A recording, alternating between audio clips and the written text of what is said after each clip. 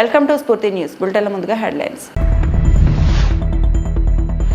Justice Gopal Gowda రాసిన పుస్తకాన్ని ఆవిష్కరించిన ఏపీ ఉప ముఖ్యమంత్రి పవన్ కళ్యాణ్.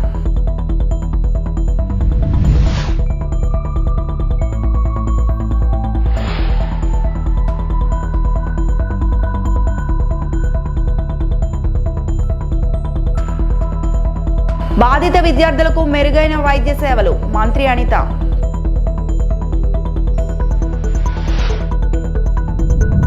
పైడితల్లి అమ్మవారికి పట్టు వస్త్రాలు సమర్పించిన అశోక్ గజపతిరాజు.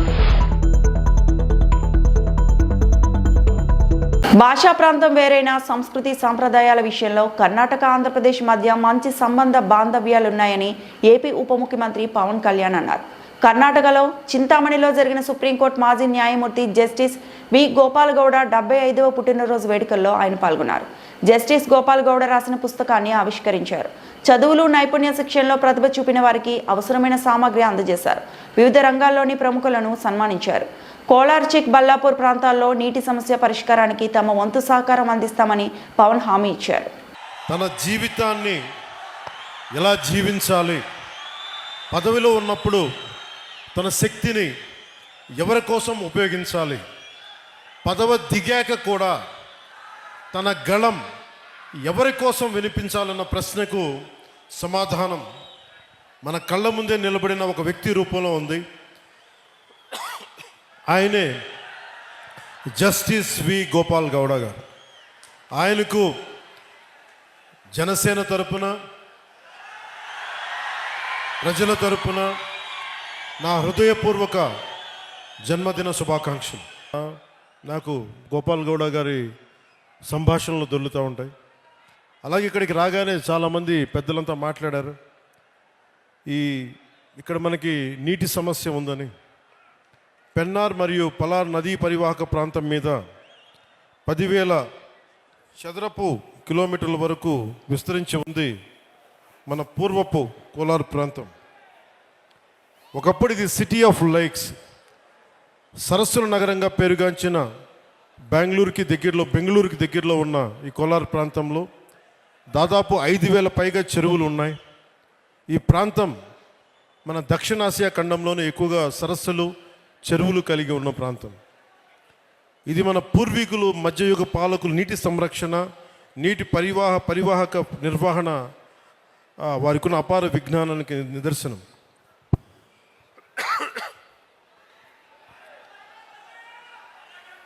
అలాగే ఇది మన జిల్లాలన్నీ కూడా ల్యాండ్ లాక్ రీజియన్స్ కాబట్టి నీటిని అందించడం మీద ఎలాంటి చర్యలు చేపట్టాలి అనేది చాలా బలంగా మాట్లాడారు అందరూ. దానికి సంబంధించిన ఇన్ఫర్మేషన్ కూడా ఇచ్చారు. అలాగే కోలార్, చిక్బళ్ళాపూర్ జిల్లాలు బెంగళూరుకు ఆహారాన్ని అందించే అక్షయ పాత్ర ఈ రోజున నీటి ఎద్దడితో ఇబ్బంది పడుతూ ఉన్నారు. దీనికి సంబంధించి సోదర భావంతో మీ సమస్యని పరిష్కరించడం కోసం ఒక ప్రయత్నం చేస్తారని మీకు తెలియజేసుకుంటా ఉన్నాను. ఆంధ్రప్రదేశ్ సీమే ಹತ್ತಿರದ చింతామణి ఇక్కడికి వస్తూ ఉంటే చింతామణిలో ప్రతి ఒక్కరు కూడా మన అభిమానులందరికీ అంటే ఎంత అదృష్టం చేసుకున్నామంటే మనందరం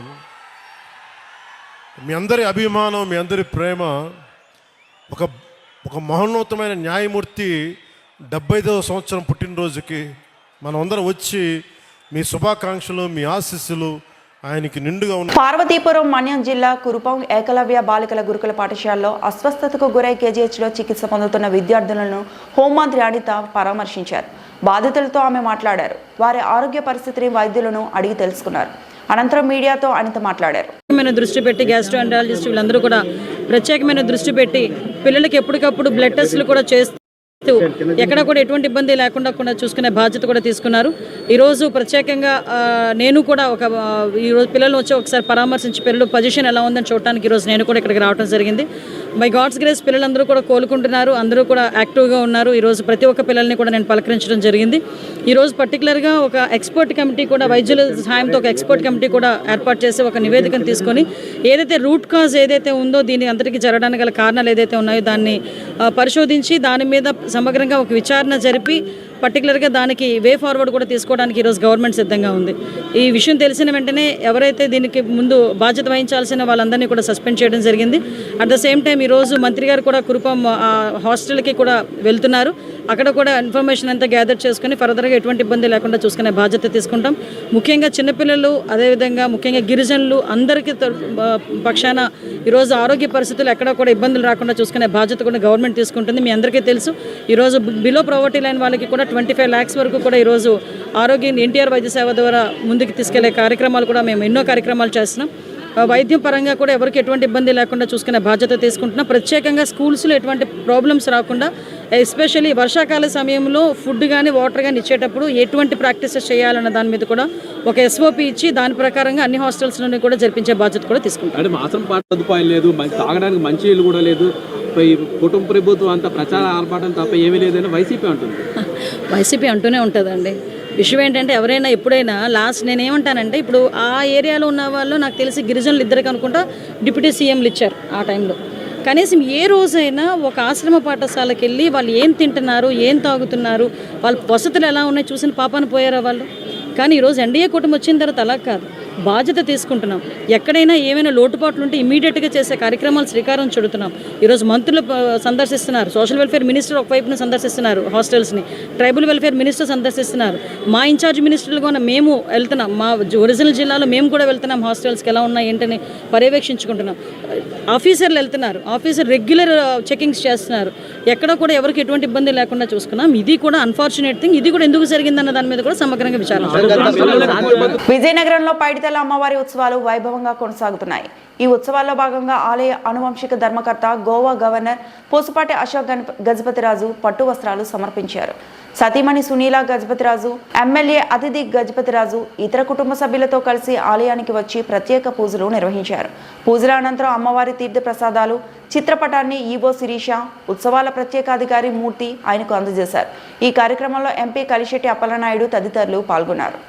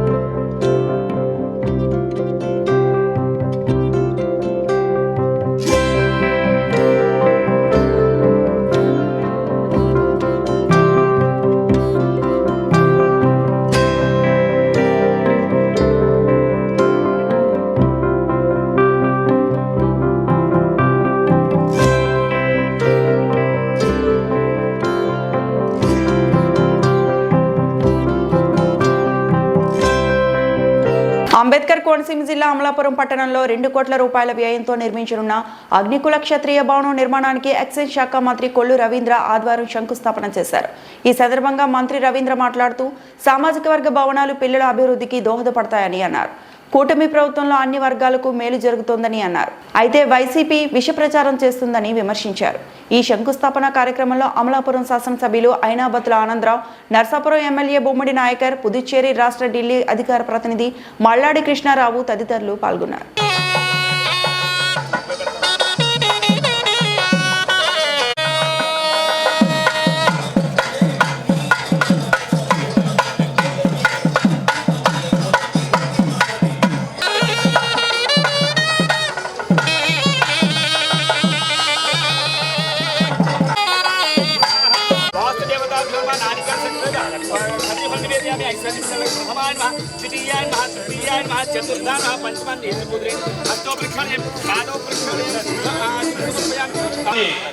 సాధారణంగా ఆహ్వానం పలుకుతున్నాం.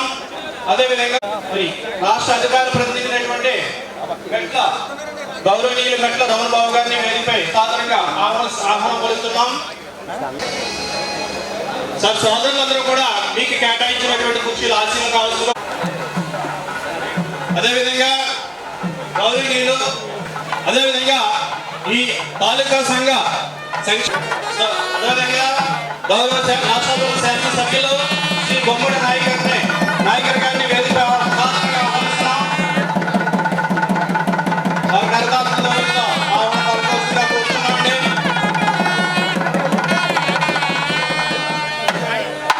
అసెంబ్లీ నియోజకవర్గ కేంద్రమైనటువంటి నాయకర్ గారు కూడా అండగా ఉండి మేము నలుగురు వెళ్ళి ముఖ్యమంత్రి గారిని కలిసి ఈ ప్రాంతంలో అగ్నికుల క్షత్రియ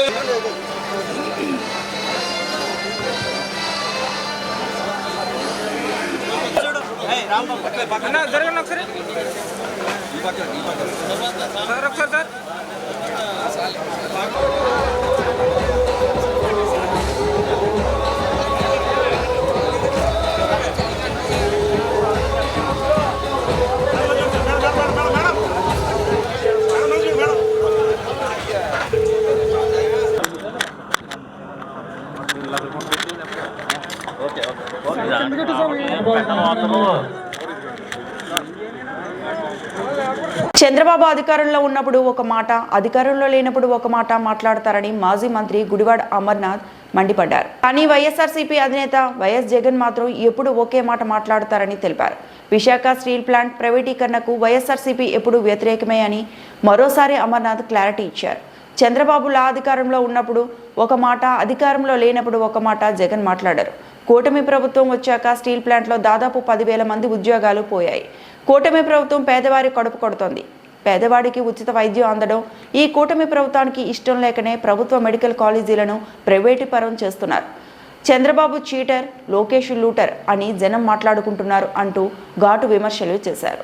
పార్టీ ప్రభుత్వంలో ఉన్నప్పటి నుంచి జగన్మోహన్ రెడ్డి గారు ముఖ్యమంత్రిగా ఉన్నప్పుడు ఏదైతే విధానం తీసుకున్నామో నేటికి కూడా మన పార్టీ విధానం స్టీల్ ప్లాంట్ విషయంలో అదే విధానం తప్ప మార్పు లేదు. మనం అధికారంలో ఉన్నా అధికారంలో లేకపోయినా స్టీల్ ప్లాంట్ ప్రైవేటీకరణ విషయంలో కేంద్ర ప్రభుత్వం తీసుకున్నటువంటి నిర్ణయాన్ని మనం వ్యతిరేకిస్తూ ఉన్నాం. ప్రైవేటీకరణ జరగడానికి వీల్లేదు అనేటువంటిది వైఎస్ఆర్ కాంగ్రెస్ పార్టీ విధానం అనేటువంటి విషయాన్ని కూడా ఈ సందర్భంగా తెలియజేస్తా ఉన్నాం. చంద్రబాబు నాయుడు గారి లాగా అధికారం ఉంటే ఒక మాట, ప్రతిపక్షంలో ఉంటే ఒక మాట చెప్పేటువంటి అలవాటు మన నాయకుడు జగన్మోహన్ రెడ్డి గారికి లేదు అనేటువంటి విషయాన్ని కూడా తెలియజేస్తాం.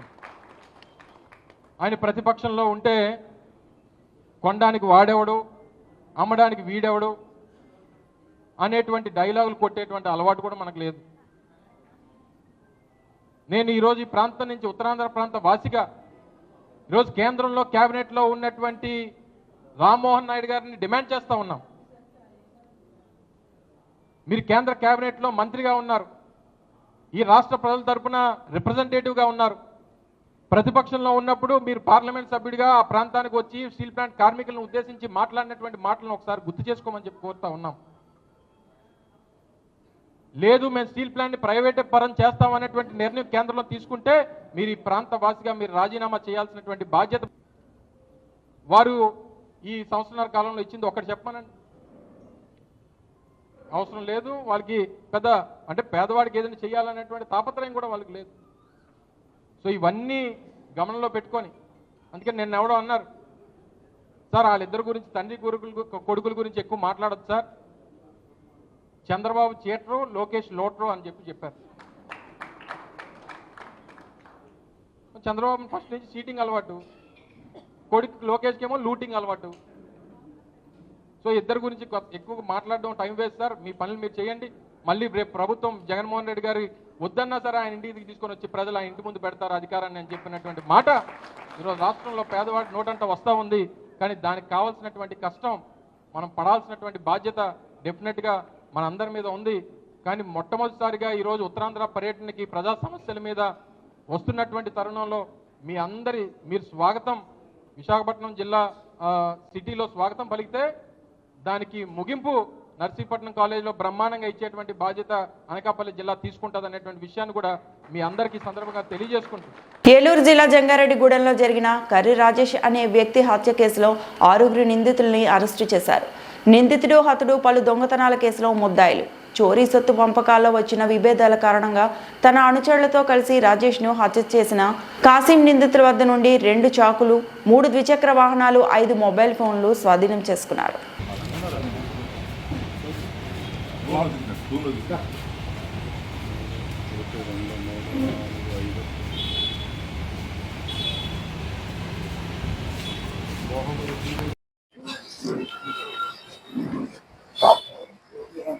ఒక చైర్ తీసేమా.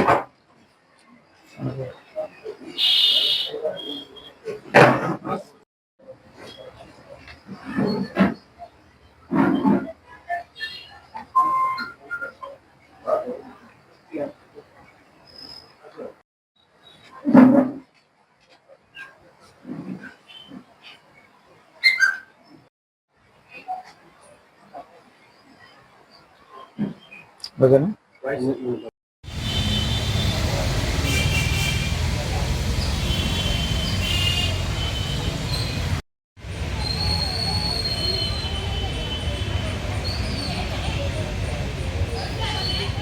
అంటే 3వ తేదీన జంగారెడ్డిగూడెంలో జరిగినటువంటి కర్రి రాజేష్ అనే పాత నేరస్తుడికి సంబంధించినటువంటి హత్య కేసులో నిన్న అంటే నేరం జరిగిన 24 గంటల్లో మన జంగారెడ్డిగూడెం సిఐ గారి ఆధ్వర్యంలో జంగారెడ్డిగూడెం ఎస్ఐ గారు, ఏఎస్ఐ సంపత్తి సిబ్బంది అందరూ కలిసి అందులో పార్టిసిపేట్ చేసినటువంటి 6 ముద్దాయిలను కూడా అరెస్ట్ చేయడం జరిగింది.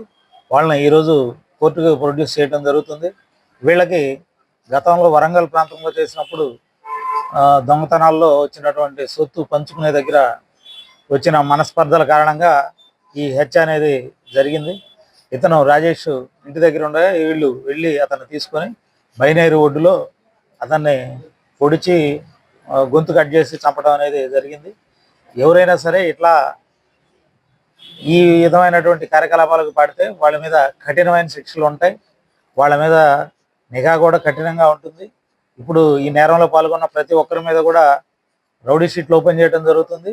వాళ్ళపై తగిన చర్యలు తీసుకోవడం జరుగుతుంది. అవసరమైన వారికి పీడీ యాక్ట్ కూడా పెట్టి వాళ్ళు మళ్ళీ ఈ జంగారెడ్డిగూడెంలో అడుగు పెట్టకుండా చేయడానికి కూడా మా వంతు ప్రయత్నం మేము చేస్తాం. స్వదేశీ సంకల్పం, ఆత్మనిర్భర భారత్ పదం, విదేశీ వద్దు స్వదేశీ ముద్దు, ఇదే నరేంద్ర మోడీ మంత్రం. తిరుపతిలో ప్రెస్ మీట్ నిర్వహించిన బీజేపీ రాష్ట్ర అధికార ప్రతినిధి జల్లి మధుసూదన్ ఆత్మనిర్భర్ భారత్ పిలుపు ద్వారా ప్రధానమంత్రి నరేంద్ర మోడీ భారత ఆర్థిక వ్యవస్థను, స్వదేశీ ఉత్పత్తులను, స్థానిక నైపుణ్యాలను బలోపేతం చేసే ఉద్యమానికి శ్రీకారం చుట్టారు. వోకల్ ఫర్ లోకల్ నుంచి లోకల్ టు గ్లోబల్ దిశగా భారత్ నడుస్తోంది. ఖాదీ నుంచి బ్రహ్మోస్ వరకు, దీపం నుంచి డిజిటల్ యూపీఐ వరకు ప్రతి రంగంలో స్వదేశీ శక్తి ప్రపంచానికి భారత ప్రతిభను చూపిస్తోంది. కోవిడ్ కాలంలో టీకాలు, పీపీఈ కిట్లు తయారు చేసి 100 కంటే ఎక్కువ దేశాలకు సహాయం చేసిన భారత్ వ్యాక్సిన్ మైత్రి ద్వారా ప్రపంచానికి ప్రాణరక్షకుడిగా నిలిచింది. స్వదేశీ అంటే కేవలం వస్తువులు కాదు, ఇది ఆత్మగౌరవం, జాతీయ గర్వం. రైతుల చెమట, కార్మికుల శ్రమ, యువత ఆవిష్కరణలు ఈ ఉద్యమానికి బలం. రక్షణ రంగంలో కూడా భారత్ తేజస్, బ్రహ్మోస్, ఆర్జిలరీ ఎగుమతులతో ఆత్మనిర్భర మార్గంలో దూసుకెళ్తోంది. ప్రధాని మోదీ పంచ సంకల్పాలు, వికసిత్ భారత్, వలస మనస్తత్వం తొలగింపు, వారసత్వంపై గర్వం, ఏకత్వం, పౌర కర్తవ్యాలు దేశాన్ని వికసిత దిశగా తీసుకెళ్తున్నాయి. భారతీయ వస్తువులు కొనండి, భారతీయులను ఆదరించండి. ప్రతి ఇల్లు, ప్రతి దుకాణం, ఇంటింటా స్వదేశీ ఉద్యమంలో భాగస్వాములు అవ్వాలని బీజేపీ రాష్ట్ర అధికార ప్రతినిధి జల్లి మధుసూదన్ పిలుపునిచ్చారు. దేశంలో ఒక జాతీయ ఉద్యమానికి నాంది పలకాలని ప్రధానమంత్రి నరేంద్ర మోడీ గారు పిలుపునిచ్చారు.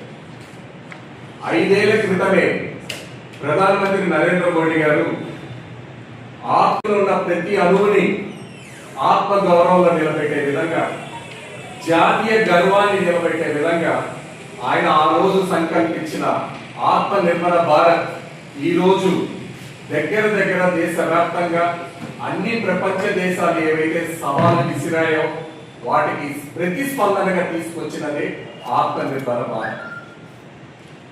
అదే కాకుండా మనకు తెలుసు, గతంలో 5-10 ఏళ్ళుగా చూస్తే ప్రతి దేశంలో ఉన్న ప్రతి గ్రామంలో కానీ రాష్ట్రంలో ఉన్న ఒక విశిష్టత కానీ మన్ కీ బాత్ కార్యక్రమంలో ఆయన తీసుకుంటున్నటువంటి విషయాలు ఏవైతే ఉన్నాయో అన్ని రంగాలు, శ్రామిక రంగం కానించి, వ్యవసాయ రంగం కానించి, ఇండస్ట్రీస్ కానించి, ఐటీ టెక్నాలజీ, ఇన్ఫర్మేషన్ టెక్నాలజీ కానించి అన్ని రంగాలలో మనకున్న శక్తి, మనకున్న బలము, మనకున్న సంకల్పము, మనకున్న చేతి నైపుణ్యము, మనలో ఉన్న దృఢమైన ఒక పట్టుదలకి నిదర్శనంగా ఆయన తీసుకొచ్చినదే మన్ కీ బాత్ లో చూపిస్తున్న ధైర్యాన్ని, అంటే ప్రతి భారతీయుడిలో కూడా మన శక్తి ఏందో అని నిరూపించేదానికి తీసుకొచ్చారు. ఒక్క మాటలో చెప్పాలంటే స్వామి వివేకానంద గారు ఏ రోజో చెప్పారు, ప్రతి అణువు కూడా దేశం కోసం ఉపయోగపడాలి. స్వరాజ్ అంటే రాజకీయ స్వేచ్ఛనిస్తుంది, స్వదేశీ అంటే ఆర్థిక స్వేచ్ఛనిస్తుందని ఆ రోజే స్వామి వివేకానంద గారు చెప్పడం జరిగింది. దాన్ని మూల సంకల్పంగా తీసుకొని ఈ రోజు దేశవ్యాప్తంగా మనకు తెలిసిన విషయాలు 3 ఉన్నాయి. Make in India, make for global.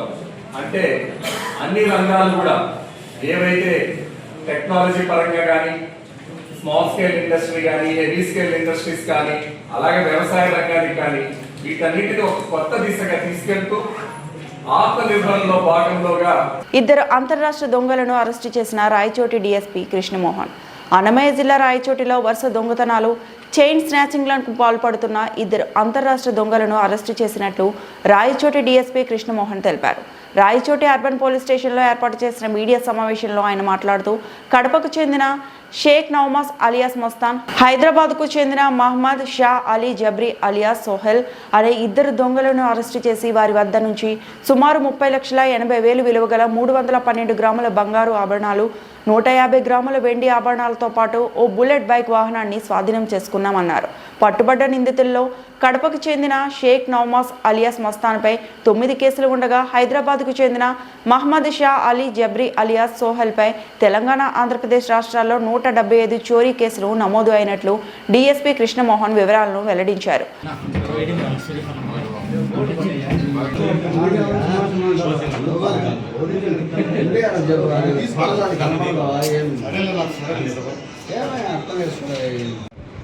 ఉంటే బతుకుంటే ఇవ్వబోతాడు, లేదంటే ఇది ఉంటే తీసుకొని రావబోతాడు.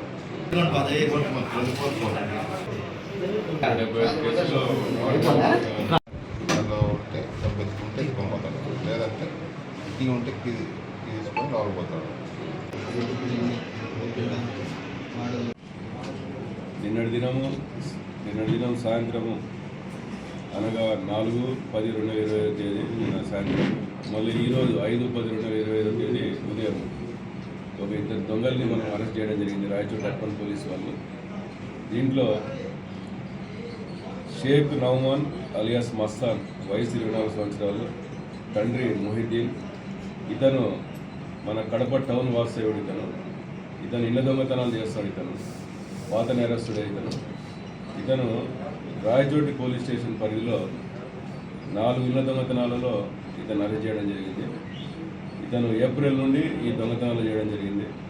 మనకి అన్నమయ్య జిల్లా ఎస్పీ గారు శ్రీ ధీరజ్ పునుగులి గారు ఐపీఎస్ గారి ఆదేశాల మేరకు ఈ యొక్క ఇళ్ల దొంగతనాలు, చైన్ స్నాచింగ్ చేసే వాళ్ళ మీద నిఘా వేయడం జరిగింది. మేము తర్వాత సిసిఎస్ పోలీస్ స్టేషన్ అన్నమయ్య జిల్లా వాళ్ళ ఇద్దరి సంయుక్తంగా మనము ఈ కేసుల మీద నిఘా పెట్టి దీంట్లో భాగంగా నిన్నటి దినము ఈ నౌమాన్ అలియాస్ మస్తాన్ అనే అతన్ని అరెస్ట్ చేయడం జరిగింది. అరెస్ట్ చేసి అతని దగ్గర నుండి మొత్తము ఈ 4 కేసులకు సంబంధించి 215 గ్రాముల బంగారు, 150 గ్రాముల వెండి ఆభరణాలు రికవరీ చేయడం అయింది. దీని యొక్క విలువ సుమారుగా 21,30,000 ఉంటుంది. దీంట్లో ఈ 4 కేసులే కాకుండా కడప జిల్లాకు సంబంధించిన 3 కేసులు కూడా ఇతను అడ్మిట్ అయ్యాడు. టోటల్గా ఇతను 7 కేసులు మనకి ఒప్పుకోవడం జరిగింది.